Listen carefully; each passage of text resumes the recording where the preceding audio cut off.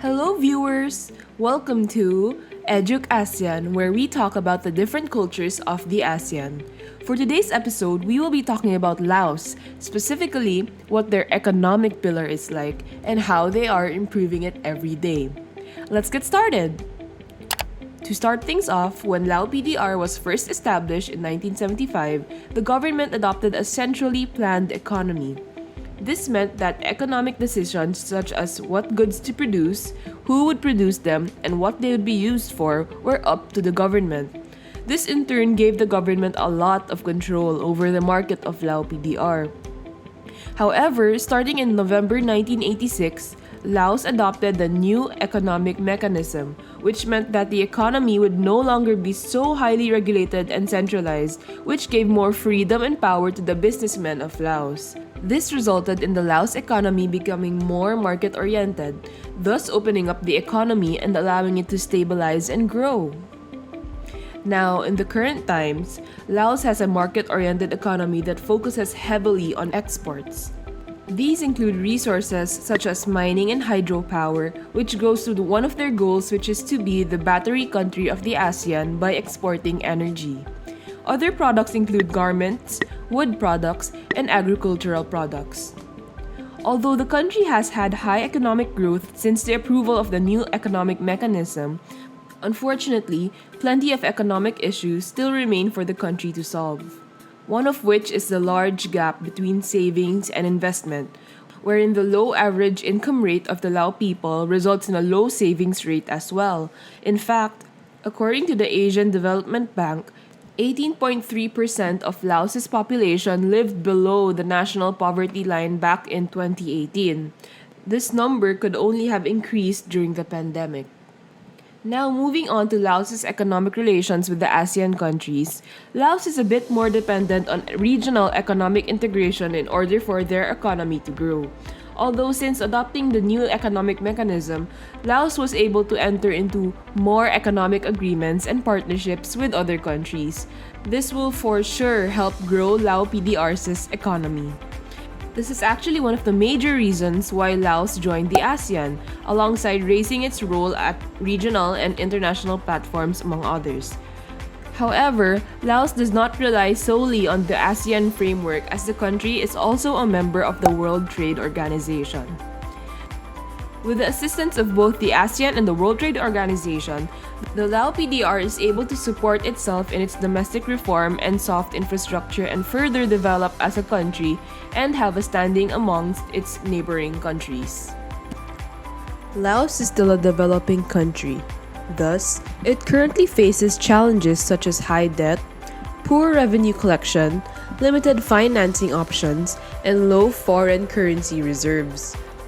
This has an effect on the outcome of tough negotiations with major creditors. However, Laos is trying to solve this problem by making more international trade with foreign countries and selling its power output. Laos is actually looking to transform itself into a land-linked country through the proposed railway route, which would connect Vientiane to the port city of Vietnam, known as Vung Ang. This railway is known as the Laos-Vietnam Railway. It would turn Laos into a logistic hub due to its location between the ASEAN countries, as well as facilitate more trades with its provinces, thus overall boosting the economy again. Significant investments include the Laos-China Railway, the East-West Economic Corridor, and key network roads. The challenge is to ensure that Laos can fully benefit from this improved connectivity, not only as a transit country, but also through increased economic activity and export volumes, value-added services, and the creation of new and better jobs. The proposal of the railway, which connects Laos and Vietnam, opens up several opportunities for the country. Due to the rising crude oil prices, rail networks have been becoming the go-to transport system for exporters, as these reduce costs by up to 40%. This opportunity not only allows Laos to be able to enhance their trade with China, but potentially connect with countries in Europe. This increase in regional connectivity would benefit Laos. However, the government must be able to handle several factors, such as building necessary infrastructure and providing incentives to obtain foreign capital. The following critical reforms could reduce the risks and maximize the benefits of improved connectivity of Lao PDR with other countries. Firstly, address the transport connectivity gaps to ensure open access to railway and logistics infrastructure and efficient road links to production and consumption centers. Secondly, promote a more efficient cross-border transit, improve logistics and value chains, simplifying market entry and removing operational barriers in the logistics center in the process. Thirdly, Laos could deepen and accelerate trade facilitation reforms by establishing an effective transit management regime. Laos could also improve the business environment to attract investment and generate jobs. Moreover, Laos could improve access and modernize business services. Of course, there's promoting more productive and job-creating sectors where Laos has a comparative advantage, for example, in high-value-added agricultural products and nature-based tourism. Lastly, improving compliance with social and environmental regulations through strict assessment and enforcement could benefit Laos a lot. Let's now focus more on Lao PDR exports. If you remember, a while ago it was mentioned that their economy is heavily focused on exports. They actually exported a total value of $253 million to the ASEAN Bank in 2003, and this accounted for 71% of the total exports, which actually grew bigger in 2015 as it hit a whopping $2,646 million. Most of their exports to the ASEAN actually go to Thailand and Vietnam, since both of these countries are neighboring countries of Lao PDR that are members of the ASEAN. This is especially important because Lao PDR is a landlocked country, which is why Vietnam and Thailand are the main economic partners of Lao PDR. Laos is one of the poorer countries in the region. This is why they are a part of the Initiative for the ASEAN Integration.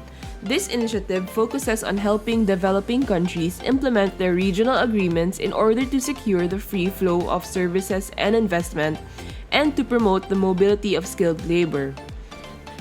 Through this initiative, the development gap between the countries of the ASEAN is lowered. There are several approaches in narrowing this gap. The first is taking into account the ASEAN Framework Agreement on Services and the ASEAN Comprehensive Investment Framework. This would improve the trade in the service market and would also make it more transparent. Another way of lowering the development gap is through strengthening the competitiveness and productivity of countries under the initiative. Small and medium enterprise owners from countries such as Laos, Cambodia, Vietnam, and Myanmar would undergo training under the ASEAN Single Market. Through this, a higher quality of labor would be achieved. By improving the trade and investment situation of the country, Lao PDR can worry less about their own economy and focus on other aspects of its country, such as tourism and health.